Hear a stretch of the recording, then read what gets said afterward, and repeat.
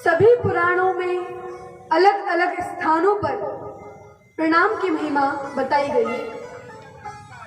और वह प्रणाम की महिमा क्या है? वर्णन है, कृष्ण प्रणामी न पुनर्भवाय। जो एक बार भगवान को श्रद्धापूर्वक भावपूर्वक प्रणाम कर ले, उसे दोबारा जन्म नहीं लेना पड़ता। कृष्ण प्रणामी न पुनर्भवाय, उसको कभी भी पुनः इस संसार में नहीं आना पड़ता। यह फल है प्रणाम का। बस एक बार भगवान को प्रणाम करने का यह फल है। यदि हम 10 अश्वमेध यज्ञ करें, अश्वमेध यज्ञ कोई साधारण यज्ञ नहीं है। अश्वमेध यज्ञ वह यज्ञ होता है जिसमें जो कलयुग के लिए तो निषेध है, परंतु सतयुग, द्वापर, त्रेता इन 3 युगों में होता था। कलयुग के लिए तो अश्वमेध, गोमेध आदि यज्ञ निषेध है, मना है। तो वर्णन है कि यदि हम 10 अश्वमेध यज्ञ करें, अश्वमेध यज्ञ में एक घोड़े की बलि दी जाती थी जो श्याम वर्ण का हो, जो बूढ़ा हो चुका हो, और उसको सब स्थानों पे घुमाया जाता था। एक तरह से दिग्विजय यात्रा होती थी। और उस अश्वमेध यज्ञ में वेद के अनुसार बताई हुई क्रिया में से थोड़ा भी इधर उधर कर दें तो वह यज्ञ निष्फल हो जाता था और उस व्यक्ति की मृत्यु हो जाती थी। तो यदि हम 10 अश्वमेध यज्ञ करते हैं या 10 अश्वमेध करें, यज्ञ करें, या एक बार भगवान को प्रणाम करें, फल एक ही है, बराबर फल है। और वर्णन आता है प्रणामो दुख शमनः। श्रीमद् भागवत का अंतिम श्लोक है क्या? नाम संकीर्तनम यस्य सर्व पाप प्रणाशनम। भगवान के नाम का संकीर्तन करने से सभी प्रकार के पाप नष्ट होते हैं। और प्रणामो दुख शमनः, प्रणाम करने से दुख नष्ट होते हैं। प्रणामो दुख शमनः तम नमामि हरिम परम। तो ऐसे भगवान को हम सभी प्रणाम करते हैं। तम नमामि हरिम परम। प्रणाम करने से क्या क्या लाभ होंगे उसका भी वर्णन है। अभिवादनशीलस्य नित्यं वृद्धोपसेविनः, अर्थात अभिवादनशीलस्य,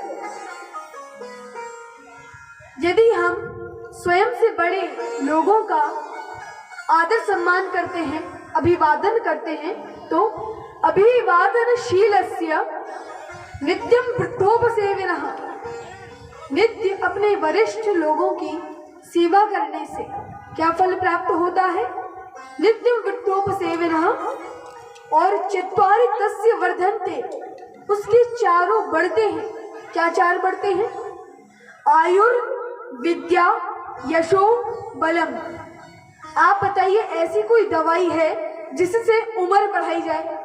है कोई दवाई? परंतु आशीर्वाद एक ऐसी चीज है, ऐसी वस्तु है, यदि आशीर्वाद हमें मिल जाए तो आयुर, विद्या, यशो, बलम, आयु बढ़ती है। अच्छा, आयु बढ़ती है पर कोई जानता नहीं है, नहीं, यश भी बढ़ता है। आयुर, विद्या, यशो, बलम, बल भी बढ़ता है और विद्या, ज्ञान भी बढ़ता है। यह है प्रणाम करने की महिमा, प्रणाम करने का महात्म्य। एक सरल रामायण का ही उदाहरण। क्या उदाहरण? जैसे जो विभीषण जी हैं, जब वे भगवान श्री कृष्ण के पास जाते हैं, भगवान श्री राम की शरण में जाते हैं, रामावतार जब भगवान ने लिया था, रामावतार में श्री रामचंद्र के पास गए, असुर वेश था, सभी ने रोक दिया, परंतु भगवान ने कहा पहले स्वभाव तो जाने, उन्हें आने दीजिए। जब वे वहां पहुंचे, मात्र विभीषण जी भगवान रामचंद्र को प्रणाम करते हैं और प्रणाम करने से ही भगवान कहते हैं, हे लंकेश, कुशल कुठार वास तुम्हारा, तुम बहुत बुरे लोगों के बीच में रहते हो, किस प्रकार तुम इस मित्रता को निभा रहे हो, किस प्रकार मेरे गुणों का गान कर रहे हो। तो सबसे पहले क्या कहा, लंकेश, हे लंका के ईश्वर। अब लंकेश तो थे रावण, और किसको कह दिया लंकेश, विभीषण जी को। अब सुग्रीव जी कहते हैं, हे भगवान, आप बहुत ज्यादा एडवांस हो, अभी युद्ध हुआ नहीं, रावण मरा नहीं, उसके पहले ही आपने इन्हें लंकापति बना दिया। भगवान कहते हैं, तो क्या हुआ, हमने तुम्हें भी तो किष्किंधा का राजा पहले ही बनाया था, जब बाली की मृत्यु नहीं हुई थी, उससे युद्ध नहीं हुआ था। वो कहता है, ठीक है, बाली की बात तो ठीक है, पर इसके पास अमर सेना है और इसके पास तो बहुत सारी बड़ी बड़ी विद्याएं हैं, सेनाएं हैं। यदि आप युद्ध हार गए, वैसे तो आप हारेंगे नहीं, परंतु कुछ संभावना है, यदि आप युद्ध हार गए तो, यदि आप स्वयं ही हार गए, लंका आपके हाथ में ही नहीं आ पाई, तो आपका वचन झूठा रह जाएगा।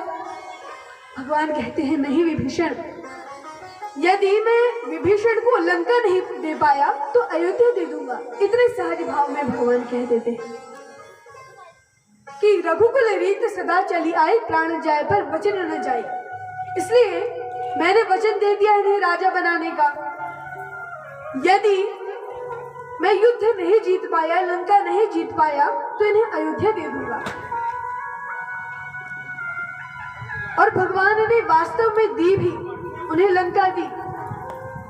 रावण ने शिव जी की, ब्रह्मा जी की घोर आराधना करके 10 सिर चढ़ा के, दशानन बन के जिस सोने की लंका को प्राप्त किया, इतना सारा उपाय किया, इतनी घनघोर तपस्या की, वह मात्र विभीषण जी ने प्रणाम करने से ही प्राप्त कर लिया। तो यह फल है भगवान को प्रणाम करने का।